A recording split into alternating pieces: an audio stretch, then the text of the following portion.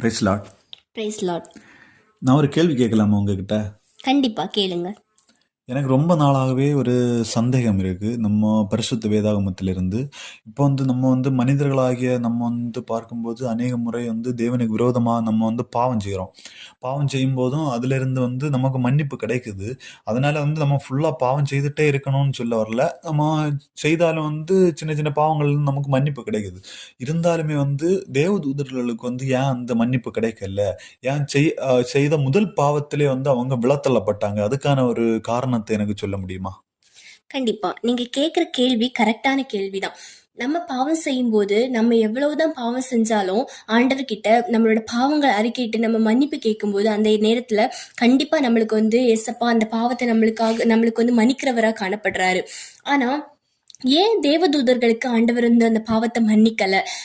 அவங்க பாவம் செய்த மறுநொடி ஏன் ஆண்டவர் பரலோகத்துல இருந்து அவங்கள கீழே தள்ளி விட்டாரு அப்படின்னா, நம்ம இந்த பூமியில மாம்சமா இருக்கிறோம். நம்ம இந்த பூமியில மாம்சமா இருக்கிறதுனால கண்டிப்பா நம்மள பாவம் பாவம் மேற்கொள்ள நிறைய சான்ஸ் இருக்கு. கலாத்தியர் 5ஆம் அதிகாரம் 17ஆம் வசனத்துல சொல்லப்பட்டிருக்கு, மாம்சம் ஆவிக்கு விரோதமாகவும் ஆவி மாம்சத்துக்கு விரோதமாகவும் இச்சிக்கிறது. நீங்கள் செய்ய வேண்டும் என்கிறவைகளை செய்யாதபடிக்கு இவைகள் ஒன்றுக்கொன்று விரோதமா இருக்கிறது அப்படி என்று சொல்லப்பட்டிருக்கு. அப்போ மாம்சமும் ஆவியும் ஒன்றுக்கொன்று விரோதமா இருக்கிறது. அப்ப நம்ம மாம்சத்துல இருக்கும்போது கண்டிப்பா நம்மள பாவம் மேற்கொள்ள நிறைய சான்ஸ் இருக்கு. அதனால நம்ம பூமியில மாம்சமா இருக்கிறோம். அதனால நம்மள நிறைய பாவம் மேற்கொள்ளுது. நம்மளும் தெரியாம இந்த பாவத்துல விழுறோம்.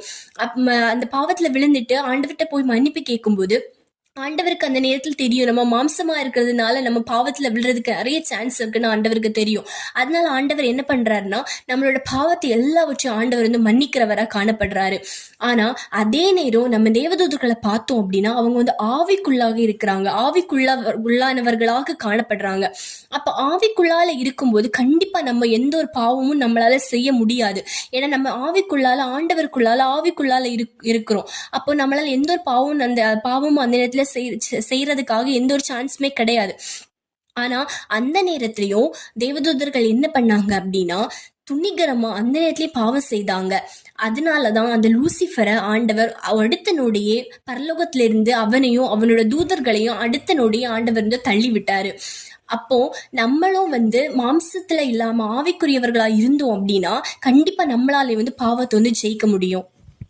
ஓகே, இப்போ எனக்கு புரிஞ்சுது. இப்போ என்னன்னா நம்ம மாம்சமாக இருக்கிறோம். நம்ம மாம்சத்திலிருந்து பாவத்தை மேற்கொள்வது கடினம். நம்ம பாவத்தை மேற்கொள்ள வேண்டும்னா தேவ ஆவி நமக்கு